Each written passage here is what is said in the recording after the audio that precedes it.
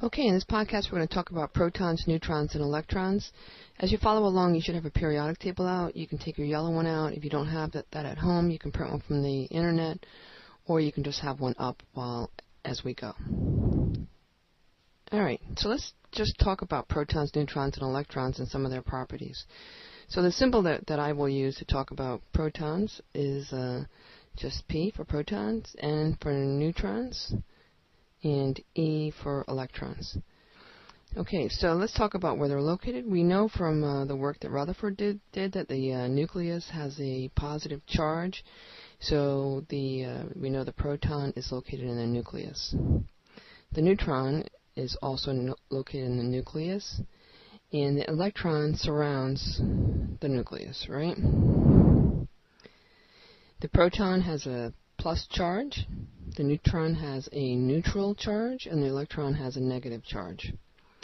Now, if we look at the actual mass of each of these particles, sorry about that circle, you would say that they look in the same ballpark. But if you compare them, the relative mass, and you say, let's make the proton equal to 1, the neutron has almost exactly the same mass. So proton and neutrons have the same mass, but the electron's mass would be very, very tiny in comparison. Okay? So almost 2,000 times less massive than the proton and neutron. Okay, so the atomic number is one of the numbers that you see on the periodic table.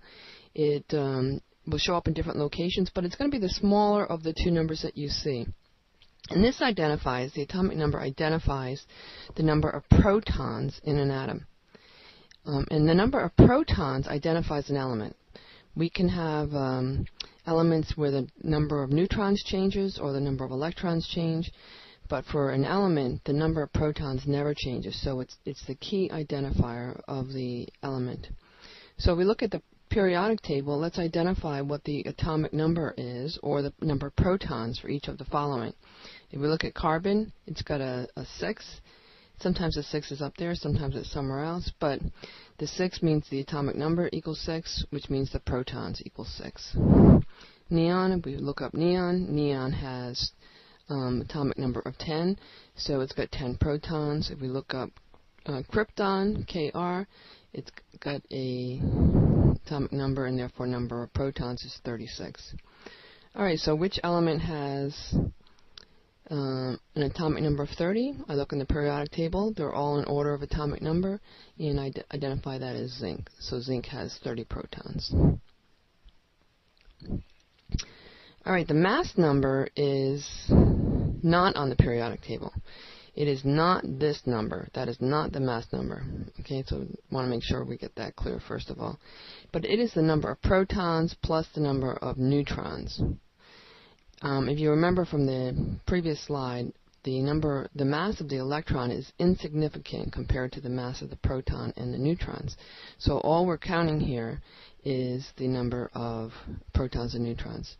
So let's just show you what that means. So if I have neon, and it has an atomic number of 10, and let's say it's got 10 protons plus 10 neutrons, and if it's neutral, it will also have 10 electrons.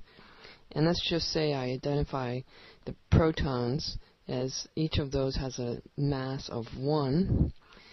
That's going to be a mass of 10 for those 10. It's going to be a mass of 10 for these 10.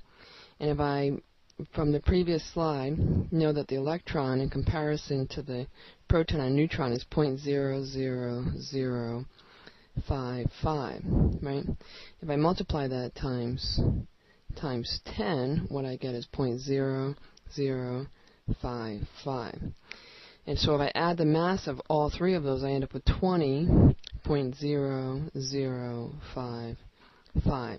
So what we're saying is the electron mass is insignificant compared to the mass coming from the protons and neutrons.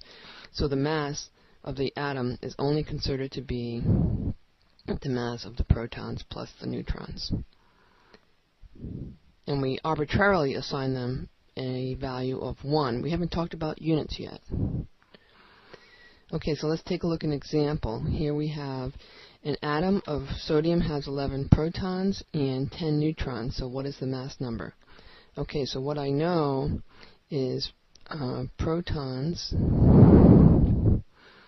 are 11. And if neutrons are 10, what I know is the mass number equals protons plus neutrons. So my mass number is going to be 21. Okay, an element has a mass number of 58 and an atomic number of 26. So the mass number is 58, the atomic number is 26, which means my number of protons is going to be 26. So neutrons will be the combined protons plus neutrons, which is mass number, minus protons, or 58 minus 26, which gives me 32 neutrons. And the question of what element is it? Well, the protons are what identifies the element. If it's got an atomic number of 26, it's got 26 protons, and therefore it is going to be, look it up in the periodic table, it's going to be iron, Fe.